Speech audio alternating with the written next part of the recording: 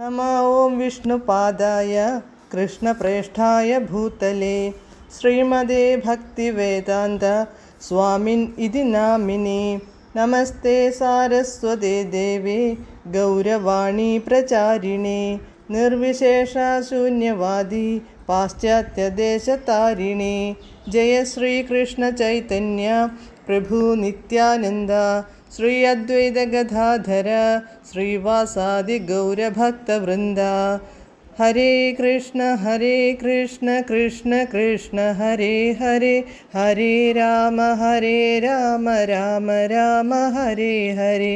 हरे कृष्ण कृष्ण कृष्ण हरे हरे, हरे राम राम राम हरे हरे। हरे कृष्ण कृष्ण कृष्ण हरे हरे, हरे राम राम हरे हरे. പരമദിവ്യോത്തമ പുരുഷനായ ശ്രീകൃഷ്ണ ഭഗവാന്റെ കഥകളാണ് ശ്രീകൃഷ്ണ എന്ന പുസ്തകത്തിലൂടെ പറയുന്നത്. ഓം നമോ ഭഗവതേ വാസുദേവായ, ഓം നമോ ഭഗവതേ വാസുദേവായ, ഓം നമോ ഭഗവതേ വാസുദേവായ.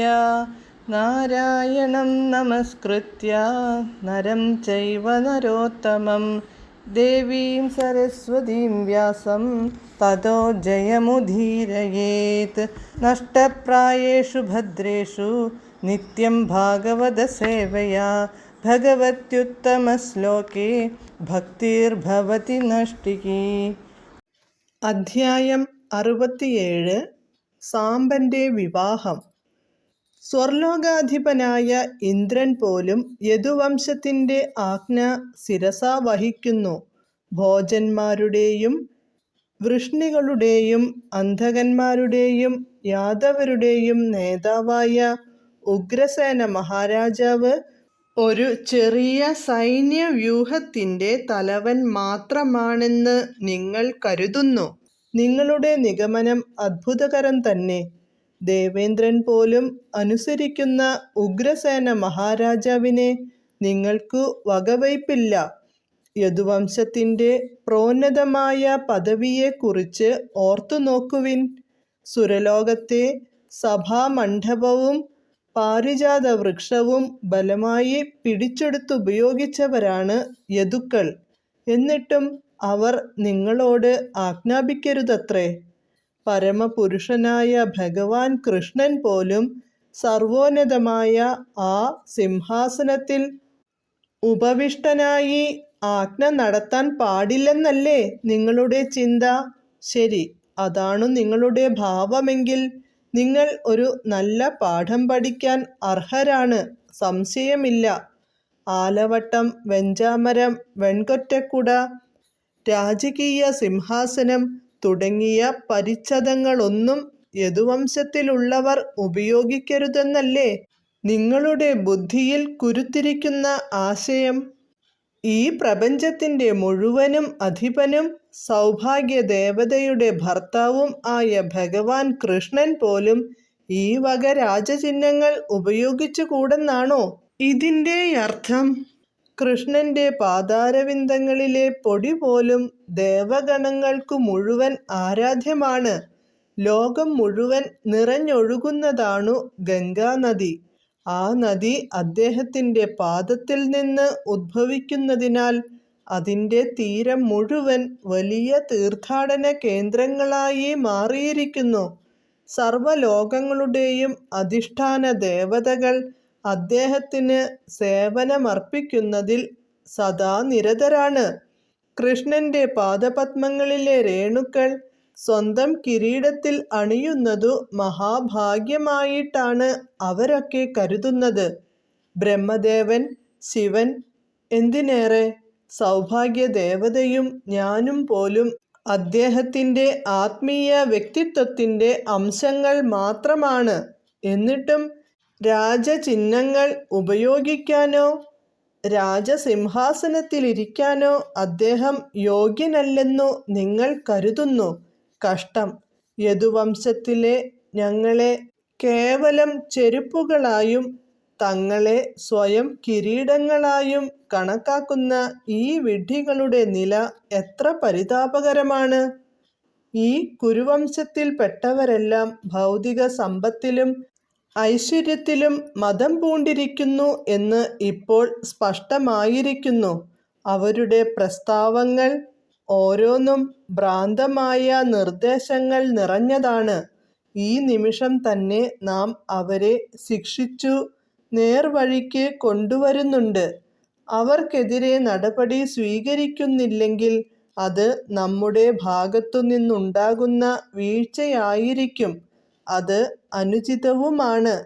അതിനാൽ ഈ ദിവസം തന്നെ ഒരു തരി പോലും ബാക്കി വയ്ക്കാതെ കുരുവംശത്തെ ഈ ലോകത്തു നിന്നും ഞാൻ തുടച്ചു മാറ്റുന്നുണ്ട്.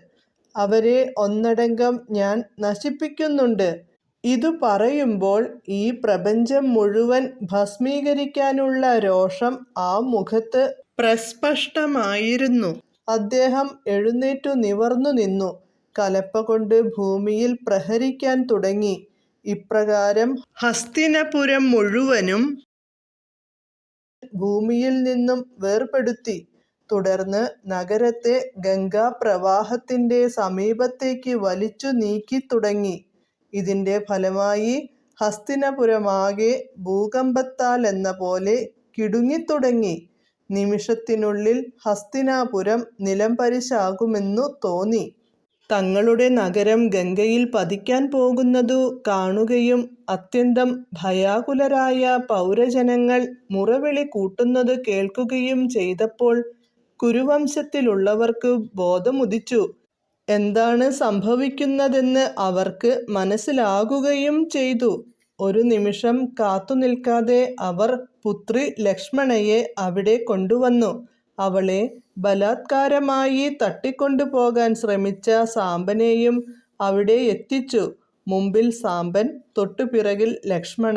കുരുവംശജർ ഒന്നടങ്കം ബദ്ധാഞ്ജലികളോടെ ഭഗവാൻ ബലരാമന്റെ മുമ്പിലെത്തി ആ പരമപുരുഷനോട് മാപ്പ് അപേക്ഷിച്ചു. ബോധം തെളിഞ്ഞ അവർ പറഞ്ഞു, ഭഗവാനെ, സർവസുഖങ്ങളുടെയും സംഭരണിയാണ് അവിടുന്ന്. ഈ പ്രപഞ്ചത്തിന്റെ മുഴുവൻ രക്ഷകനും താങ്ങും അങ്ങാണ്. നിർഭാഗ്യവശാൽ അങ്ങയുടെ ഭാവനാതീതമായ കഴിവുകളെക്കുറിച്ചു ഞങ്ങൾ അറിഞ്ഞില്ല.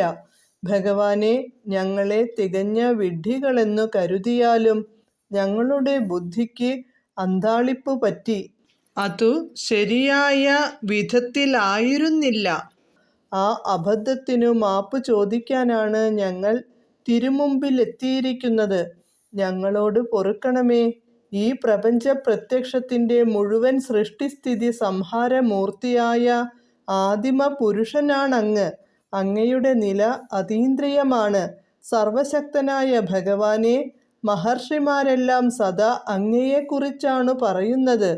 അങ്ങ് സാക്ഷാൽ പാവകളിക്കാരനാണ്.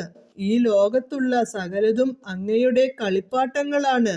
അപ്രമേയനായുള്ളവനെ, എല്ലാറ്റിൻ്റെയും മേൽ അവിടുത്തേക്ക് നിയന്ത്രണമുണ്ട്. ഈ ലോകങ്ങളെ മുഴുവനും കേവലം ഒരു കുട്ടിക്കളി പോലെ അങ്ങു ശിരസിലേറ്റുന്നു. പ്രളയകാലത്ത് ഈ പ്രപഞ്ച പ്രത്യക്ഷത്തെ മുഴുവനും അങ്ങ് ഉള്ളിലൊതുക്കുന്നു. അപ്പോൾ ഒന്നും ബാക്കിയുണ്ടാവില്ല. അവിടുന്നു മാത്രം മഹാവിഷ്ണുവിന്റെ രൂപത്തിൽ കാരണോദധിയിൽ ശയിക്കുന്നുണ്ടാവും. പ്രിയപ്പെട്ട ഭഗവാനെ, ഈ പ്രപഞ്ചസ്ഥിതിയുടെ രക്ഷയ്ക്കായിട്ടാണ് അതീന്ദ്രിയ ശരീരത്തോടെ അവിടുന്ന് ഈ ഭൂമിയിൽ അവതരിച്ചിരിക്കുന്നത്. എല്ലാത്തരം കോപത്തിനും അസൂയയ്ക്കും ശത്രുതയ്ക്കും അതീതനാണ് അവിടുന്ന്. അങ്ങു ചെയ്യുന്നതൊക്കെ ശിക്ഷാരീതിയിലുള്ളവ പോലും ഭൗതികാസ്തിത്വത്തിനു മുഴുവൻ മംഗളകരമാണ്. ഞങ്ങൾ അങ്ങയെ സാദരം പ്രണമിക്കുന്നു. കാരണം നാശരഹിതനായ പരമപുരുഷനാണങ്ങ്. സർവവിധമായ ഐശ്വര്യത്തിൻ്റെയും കഴിവുകളുടെയും സംഭരണി. എണ്ണമറ്റ പ്രപഞ്ചങ്ങളുടെ മുഴുവൻ സൃഷ്ടാവായുള്ളവനെ, ഞങ്ങൾ സാഷ്ടാംഗം വീണ്ടും വീണ്ടും പ്രണമിക്കട്ടെ. ഞങ്ങൾ പൂർണ്ണമായും കീഴടങ്ങി അങ്ങയെ ശരണം പ്രാപിക്കുന്നു. ഞങ്ങളിൽ കരുണ കാണിക്കണമേ. ഞങ്ങളെ രക്ഷിക്കണമേ. ഇങ്ങനെ ഭീഷ്മ പിതാമഹൻ മുതൽ അർജുനനും ദുര്യോധനനും വരെയുള്ള കുരുവംശ പ്രമാണികൾ മുഴുവനും സാദരം പ്രാർത്ഥിച്ചപ്പോൾ പരമപുരുഷനായ ഭഗവാൻ ബലരാമൻ പെട്ടെന്നു ശാന്തനും ലോലഹൃദയനുമായി തീർന്ന് അവർക്ക് അഭയം നൽകി. ഭയപ്പെടുകയോ വിഷമിക്കുകയോ വേണ്ടെന്നു പറഞ്ഞു അവരെ ആശ്വസിപ്പിച്ചു. ഹരേ കൃഷ്ണ.